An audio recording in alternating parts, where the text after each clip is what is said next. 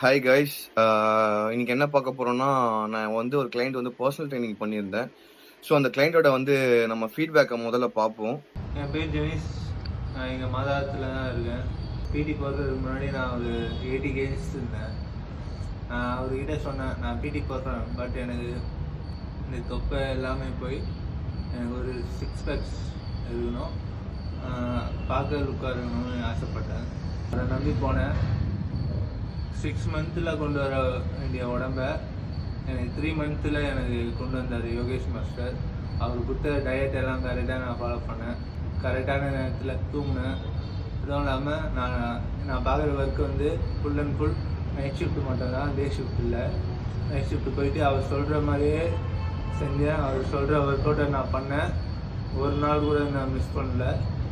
Thanks Yogesh master. இவர் வந்து பார்த்தீங்கன்னா நைட் ஷிஃப்ட் ஒர்க் பண்ணுறாரு.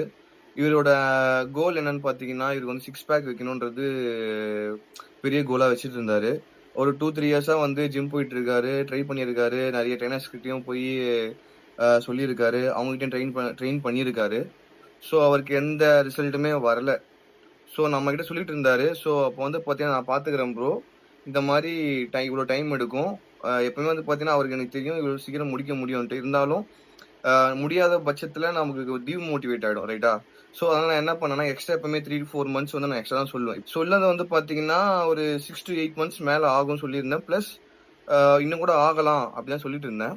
பட் இதில் என்ன கதைன்னா, நமக்கு 3 மந்த்ஸ் கூட இல்லை, 3 மந்த்ஸ்க்குள்ளேயே வந்து நான் வந்து பார்த்தீங்கன்னா நம்ம அச்சீவ் பண்ணிட்டோம் அவருக்கு ஏற்ற மாதிரி. ஸோ நைட் ஷிஃப்ட் போகிறவங்களுக்கு முதல்ல நம்ம என்ன பண்ணோம்னா, அவங்களோட ஸ்லீப் ரொட்டீனை தான் வந்து நம்ம கரெக்ஷன் பண்ணணுமே. ஏன்னா அவங்க ப்ராப்பராக தூங்க மாட்டாங்க கண்டிப்பாக. ஸோ அவருக்கு நைட் ஷிஃப்ட்னா அவருக்கு ஏற்ற நியூட்ரிஷனை பிளான் பண்ணணும், ஸ்லீப் ரொட்டீனை பிளான் பண்ணணும், ஒர்க் அவுட் பிளானும் வந்து பார்த்தீங்கன்னா அது ஏற்ற மாதிரி தான் பிளான் பண்ணணும். ஸோ எல்லாமே வந்து பார்த்தீங்கன்னா நான் அவருக்கு ஏற்ற மாதிரி நியூட்ரிஷன்லேருந்து, டயட்லேருந்து, ஒர்க் அவுட்லேருந்து பிளான் பண்ணனால ஸோ அவரும் வந்து என்னென்னா கன்சிஸ்டண்ட்டாக இருந்தார். ஸோ அதனால் நம்மளால் 3 மந்த்ஸ்க்குள்ளேயே இதை வந்து அச்சீவ் பண்ண முடிஞ்சுது. சில பேருக்கு வந்து பார்த்தீங்கன்னா நம்ம 1 வருஷம் 2 வருஷம் இழுத்தாலும் வராது. ஏன்னா வந்து அவங்க கன்சிஸ்டண்ட்டாக இருக்க மாட்டாங்க. ஸோ நைட் ஷிஃப்ட் போகிறவங்க தயவு செஞ்சு உங்கள் ஃபிட்னஸ் லெவலை மெயின்டைன் பண்ணிக்கோங்க. நைட் ஷிஃப்ட் போகிறவங்களுக்கு கண்டிப்பாக ஹெல்த் இஷ்யூ வரும். ஸோ ஜிம் போங்க, உங்கள் டயட்டை மெயின்டைன் பண்ணுங்கள், நியூட்ரிஷனை கரெக்டாக பிளான் பண்ணுங்கள், லேட் நைட் சாப்பிடாதீங்க, நல்லா பார்த்துக்கோங்க. ஸோ யாருக்காச்சும் வந்து இந்த மாதிரி ஃபிட்னஸ் கோல் இருந்துச்சுன்னா எனக்கு டிஎம் பண்ணுங்கள், நம்ம அதுக்கேற்ற மாதிரி பிளான் பண்ணுவோம். 2026 வரப்போகுது. நான் அப்போ தான் ஆரம்பிப்பேன்ற இதெல்லாம் வேணாம். இன்னைக்கு ஆரம்பிக்கணும்னா இன்னைக்கே ஆரம்பிச்சிடுங்க.